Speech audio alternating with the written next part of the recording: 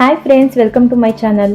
ನಾನಿವತ್ತೊಂದು super tasty and healthy ಆಗಿರುವಂಥ tomato ಕಾಯಲ್ಲಿ ಚಟ್ನಿನ ಮಾಡಿ ತೋರಿಸ್ತಾ ಇದ್ದೀನಿ. ಈ ಚಟ್ನಿ ಚಪಾತಿ, ದೋಸೆ, ಅನ್ನಕ್ಕೂ ಕೂಡ ಸೂಪರ್ ಕಾಂಬಿನೇಷನ್ ಅಂತಾನೆ ಹೇಳ್ಬೋದು. ಹಾಗೆ ಟೊಮೊಟೊ ಕಾಯಿನ ಬಳಸಿ ಯಾವ ರೀತಿ ಚಟ್ನಿ ಮಾಡೋದು, ಹಾಗೆ ಮಾಡೋದಕ್ಕೆ ಯಾವೆಲ್ಲ ಇಂಗ್ರೀಡಿಯೆಂಟ್ಸ್ಗಳು ಬೇಕು ಅಂತ ಒಂದ್ಸಲ ಈ ವಿಡಿಯೋದಲ್ಲಿ ಒಂದ್ಸಲ ನೋಡ್ಕೊಂಬರೋಣ ಬನ್ನಿ. ಮೊದಲಿಗೆ ನಾನಿಲ್ಲಿ ಒಂದು ಅರ್ಧ ಕೆಜಿ ಆಗುವಷ್ಟು ಟೊಮೊಟೊ ಕಾಯಿನ ತೊಳೆದು ನೀಟಾಗಿ ಈ ರೀತಿ ಕಟ್ ಮಾಡಿ ಇಟ್ಕೊಂಡಿದ್ದೀನಿ. ನಿಮಗೆ ಯಾವ ಸೈಜಿಗೆ ಬೇಕು ನೀವು ನೋಡಿ ಕಟ್ ಮಾಡ್ಕೊಬಹುದು. ನಂತರ ನಾನಿಲ್ಲಿ ಒಂದು 100 ಗ್ರಾಮ್ ಆಗುವಷ್ಟು ಕಡಲೆಬೀಜ ಹಾಗೆ 1-2 ಟೇಬಲ್ ಸ್ಪೂನ್ ಜೀರಿಗೆ ಕೂಡ ತಗೊಂಡಿದ್ದೀನಿ. ಹಾಗೆ ಸಾಸಿವೆ ಹಾಗೆ ಕರಿಬೇವು, ರುಚಿಗೆ ತಕ್ಕಷ್ಟು ಪುಡಿ ಕೂಡ ತಗೊಂಡಿದ್ದೀನಿ. ಹಾಗೆ ಒಂದು ಬೆಳ್ಳುಳ್ಳಿನ ಸಿಪ್ಪೆ ತೆಗೆದು ಬಿಡಿಸಿಟ್ಕೊಂಡಿದ್ದೀನಿ. ಅದ್ರ ಜೊತೆಗೆ ನಾನಿಲ್ಲಿ ಒಂದು ಅರ್ಧ ಇಂಚು ಶುಂಠಿ ಕೂಡ ಜೊತೆಲೆ ತಗೊಂಡಿದ್ದೀನಿ. ನಂತರ ನಾನಿಲ್ಲಿ 1-2 ಟೇಬಲ್ ಸ್ಪೂನ್ ಕಡಲೆಬೇಳೆ ಹಾಗೆ ಒಂದು 4 ಟೇಬಲ್ ಸ್ಪೂನ್ ಅಡುಗೆ ಎಣ್ಣೆ ಕೂಡ ತಗೊಂಡಿದ್ದೀನಿ. ಹಾಗೆ ಖಾರಕ್ಕೆ ನಾನಿಲ್ಲಿ ಒಂದು 4-5 ಹಸಿಮೆಣಸಿನಕಾಯಿ ಕೂಡ ಈ ರೀತಿ ಕಟ್ ಮಾಡಿ ಇಟ್ಕೊಂಡಿದ್ದೀನಿ.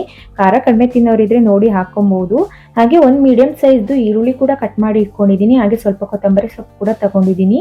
ಇದಿಷ್ಟು ನಮಗೆ ಟೊಮೊಟೊ ಕಾಯಿ ಚಟ್ನಿ ಮಾಡೋದಕ್ಕೆ ಬೇಕಾಗಿರೋ ಇಂಗ್ರೀಡಿಯೆಂಟ್ಸ್ಗಳು. ಇದಿಷ್ಟನ್ನು ಬಳಸ್ಕೊಂಡು ನಾವು ಟೊಮೊಟೊ ಕಾಯಿ ಚಟ್ನಿನ ಯಾವ ರೀತಿ ಮಾಡೋದು ಅನ್ನೋದನ್ನ ಈ ವಿಡಿಯೋದಲ್ಲಿ ಒಂದ್ಸಲ ನೋಡ್ಕೊಂಡ್ ಬರೋಣ ಬನ್ನಿ. ಮೊದಲಿಗೆ ನಾನಿಲ್ಲಿ ಒಂದು ಪ್ಯಾನ್ನ ಬಿಸಿ ಮಾಡ್ಕೊಳ್ಳೋದಕ್ಕೆ ಇಟ್ಕೊಂಡಿದ್ದೀನಿ. ಬಿಸಿ ಆದ ನಂತರ ನಾನಿಲ್ಲಿ ಕಡಲೆ ಬೀಜನ ಹಾಕೊಂಡು ಮೀಡಿಯಂ ಫ್ಲೇಮ್ನಲ್ಲೇ ಇಟ್ಕೊಂಡು ಫ್ರೈ ಮಾಡ್ಕೊತಾ ಇದ್ದೀನಿ. ಒಂದು 5 ನಿಮಿಷಗಳ ಕಾಲ ಕಲರ್ ಚೇಂಜಸ್ ಆಗೋವರೆಗೂ ಫ್ರೈ ಮಾಡ್ಕೊಬೇಕು. ನೋಡಿ, ಈ ರೀತಿ ಕಲರ್ ಚೇಂಜಸ್ ಆದ್ರೆ ಸಾಕು, ತುಂಬಾ ಫ್ರೈ ಮಾಡ್ಕೊಳ್ಳೋ ಅವಶ್ಯಕತೆ ಇಲ್ಲ. ನೋಡಿ, ಇಷ್ಟು ಫ್ರೈ ಮಾಡ್ಕೊಂಡ್ರೆ ಸಾಕು. ಇದಾಗಿದೆ ಇವಾಗ. ನಂತರ ಸ್ಟವ್ನ ಆಫ್ ಮಾಡಿ ನಾವು ಕಡಲೆ ಬೀಜ ಎಲ್ಲ ತಣ್ಣಗಾದ ನಂತರ ನಾವು ಸಿಪ್ಪೆ ತೆಗೆದಿಟ್ಕೊಬೇಕು. ನಂತರ ನಾನಿಲ್ಲಿ ಅದೇ ಪ್ಯಾನ್ನ ಬಿಸಿ ಮಾಡ್ಕೊಳ್ಳೋಕ್ಕೆ ಇಟ್ಕೊಂಡಿದ್ದೀನಿ. ಬಿಸಿ ಆದ ನಂತರ ನಾನಿಲ್ಲಿ 4 ಟೇಬಲ್ ಸ್ಪೂನ್ ಅಡುಗೆ ಎಣ್ಣೆ ಕೂಡ ಹಾಕ್ಕೊತಾ ಇದ್ದೀನಿ. ಎಣ್ಣೆ ಕಾದ ನಂತರ ನಾನು ಮೀಡಿಯಂ ಫ್ಲೇಮ್ನಲ್ಲಿ ಇಟ್ಕೊಂಡು ಕಡಲೆಬೇಳೆ ಹಾಗೆ ಜೀರಿಗೆ ಕೂಡ ಸೇರಿಸ್ಕೊತಾ ಇದ್ದೀನಿ. ನಂತರ ನಾನಿಲ್ಲಿ ಬಿಡಿಸಿಟ್ಕೊಂಡಿರೋ ಬೆಳ್ಳುಳ್ಳಿ ಹಾಗೆ ಶುಂಠಿ ಕೂಡ ಹಾಕ್ಕೊತಾ ಇದ್ದೀನಿ. ನಂತರ ಸ್ವಲ್ಪ ಕರಿಬೇವು ಹಾಗೆ ಹಸಿಮೆಣಸಿನಕಾಯಿ ಕೂಡ ಹಾಕ್ಕೊಂಡು 1-2 ನಿಮಿಷಗಳ ಕಾಲ ನಾವು ಫ್ರೈ ಮಾಡ್ಕೊಬೇಕು. ಈ ರೀತಿ 1-2 ನಿಮಿಷಗಳ ಕಾಲ ನಾವು ಫ್ರೈ ಮಾಡ್ಕೊಂಡು ಆದ ನಂತರ ನಾವು ಹೆಚ್ಚಿಟ್ಕೊಂಡಿರೋ ಈರುಳ್ಳಿ ಕೂಡ ಸೇರಿಸ್ಕೊಂಡು ಸ್ವಲ್ಪ ಕಲರ್ ಚೇಂಜಸ್ ಆಗೋವರೆಗೂ 1-2 ನಿಮಿಷಗಳ ಕಾಲ ಮತ್ತೊಂದ್ಸಲ ಫ್ರೈ ಮಾಡ್ಕೊಬೇಕಾಗುತ್ತೆ. ನಂತರ ಕಟ್ ಮಾಡಿ ಇಟ್ಕೊಂಡಿರೋ ಟೊಮೊಟೊ ಕಾಯಿನ ಹಾಕೊಂಡು ನಾವು ರುಚಿಗೆ ಒಂದು ಅರ್ಧ ಟೇಬಲ್ ಸ್ಪೂನ್ ಉಪ್ಪನ್ನು ಕೂಡ ಸೇರಿಸ್ಕೊಂಡು ಮಿಕ್ಸ್ ಮಾಡ್ಕೊಬೇಕು. ಈ ಹಂತದಲ್ಲಿ ನಾವು ಉಪ್ಪನ್ನ ಸೇರಿಸ್ಕೊಂತಾ ಇರೋದು ಟೊಮೊಟೊ ಎಲ್ಲ ಬೇಗ ಸಾಫ್ಟ್ ಆಗಲಿ ಅಂತ. ಹಾಗೆ ಒಂದು 5 ನಿಮಿಷಗಳ ಕಾಲ ಟೊಮೊಟೊ ಎಲ್ಲ ಸಾಫ್ಟ್ ಆಗೋವರೆಗೂ ಫ್ರೈ ಮಾಡ್ಕೊಬೇಕು. ಈ ರೀತಿ ಫ್ರೈ ಮಾಡ್ಕೊಳ್ಳೋವಾಗ ನಾನಿಲ್ಲಿ ನೀರನ್ನ ಹಾಕೊಂತಿಲ್ಲ, ನಾವು ನೀರನ್ನ ಹಾಕ್ತೇನೆ ಹಾಗೆ ಎಣ್ಣೆಲೆ ಫ್ರೈ ಮಾಡ್ಕೊಬೇಕಾಗುತ್ತೆ. ನೋಡಿ, ಟೊಮೊಟೊ ಎಲ್ಲ ಯಾವ ರೀತಿ ಕಲರ್ ಚೇಂಜಸ್ ಆಗಿದೆ ಅಂತ. ಇಷ್ಟು ಫ್ರೈ ಮಾಡ್ಕೊಂಡ್ರೆ ಸಾಕು ನಮಗೆ ಚಟ್ನಿ ಮಾಡ್ಕೊಳ್ಳೋದಕ್ಕೆ, ತುಂಬಾ ಫ್ರೈ ಮಾಡ್ಕೊಳ್ಳೋ ಅವಶ್ಯಕತೆ ಇಲ್ಲ. ನಂತರ ಇದ್ರ ಜೊತೆಗೆ ಕೊತ್ತಂಬರಿ ಸೊಪ್ಪು ಕೂಡ ಹಾಕೊಂಡು 1-2 ನಿಮಿಷಗಳ ಕಾಲ ನಾವು ಫ್ರೈ ಮಾಡಿಕೊಂಡು ಸ್ಟವ್ನ ಆಫ್ ಮಾಡಿ ತಣ್ಣಗಾಗಕ್ಕೆ ಬಿಡಬೇಕು.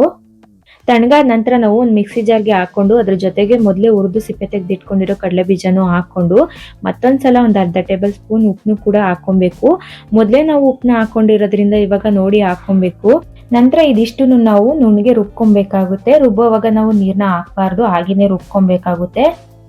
ನೋಡಿ, ಈ ರೀತಿ ರುಬ್ಬಿದಾಗಿದೆ. ಇದನ್ನ ಒಂದು ಬೌಲ್ಗೆ ಹಾಕೊಬೇಕು. ಈ ರೀತಿ ಒಂದು ಬೌಲ್ಗೆ ಹಾಕೊಂಡ ನಂತರ ನಾವು ಇದಕ್ಕೆ ಒಂದು ಒಗ್ಗರಣೆ ಮಾಡ್ಕೊಬೇಕು. ಒಗ್ಗರಣೆ ಮಾಡ್ಕೊಳ್ಳೋದಕ್ಕೆ ನಾನಿಲ್ಲಿ 1-2 ಟೇಬಲ್ ಸ್ಪೂನ್ ಎಣ್ಣೆನ ಹಾಕೊಂಡು ಕಾಯೋದಕ್ಕೆ ಇಟ್ಕೊಂಡಿದ್ದೀನಿ. ಎಣ್ಣೆ ಕಾದ ನಂತರ ನಾನಿಲ್ಲಿ ಒಂದು ಅರ್ಧ ಟೇಬಲ್ ಸ್ಪೂನ್ ಸಾಸಿವೆ ಹಾಗೆ ಒಂದು ಅರ್ಧ ಟೇಬಲ್ ಸ್ಪೂನ್ ಜೀರಿಗೆ ಕೂಡ ಹಾಕೊತಾ ಇದ್ದೀನಿ.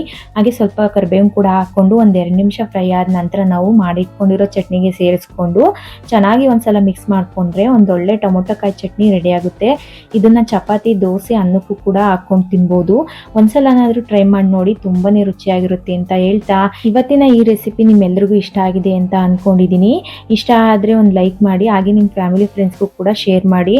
ಹಾಗೆ ಸಿಗೋಣ ಮತ್ತೊಂದು ರೆಸಿಪಿ ಜೊತೆ. ನಿಮ್ಮ ಅನಿಸಿಕೆ ಅಭಿಪ್ರಾಯಗಳನ್ನ ಕಮೆಂಟ್ ಮಾಡಿ ತಿಳಿಸಿ ಅಂತ ಹೇಳ್ತಾ ಥ್ಯಾಂಕ್ಸ್ ಫಾರ್ ದ ವಾಚಿಂಗ್.